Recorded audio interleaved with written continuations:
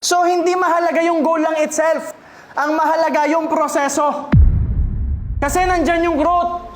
Pustahan tayo after mo makuha tayo may kasunod na goal. Yes, masarap yun. Gusto mo yun. Gustong-gusto natin yun, lalo para sa pamilya natin. Pero ang laban doon, bago ka makarating, nagbago ka na.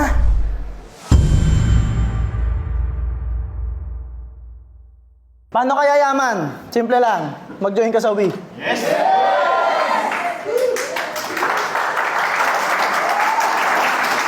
Build your character. Basically, that's personal development. That's self-development. Alright? So you have to develop yourself. Good news. Since andito ka na ngayon, you are on your way. Kasi kaya ka nandito eh. Kaya ka nanonood ng videos ko. Di ko alam kung napilitan ka lang pumunta dito. I don't know. Di ko alam mga background nyo. Pero you are here because you want to change something in your life. Correct?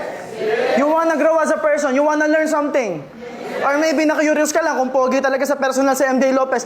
Yes. Right? Character. Build your character.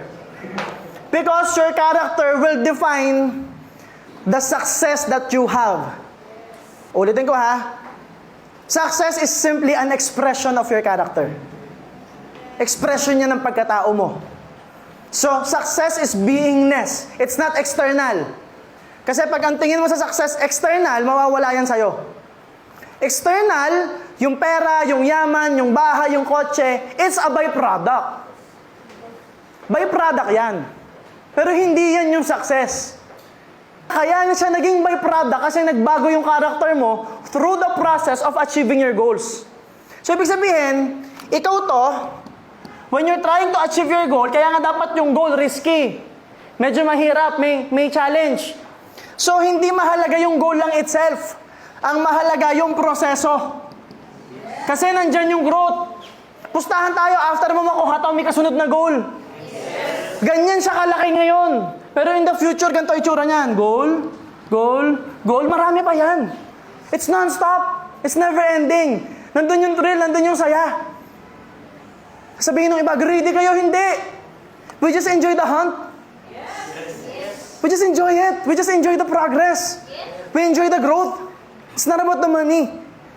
It's the thrill of growing. Every time na may makakonquer kaming challenges while we achieve our goals and dreams. Nagagets? Yes. So it's not about the dreams itself. It's not about the success. Yes, masarap yun. Gusto mo yun. Gustong-gusto natin yun, lalo para sa pamilya natin. Pero ang laban doon, bago ka makarating, nagbago ka na. Gumaling kang magsalita, gumaling kang mag-handle ng stress. Gumaling kang mag-solve ng problema. You became a person of value. And that will define your success.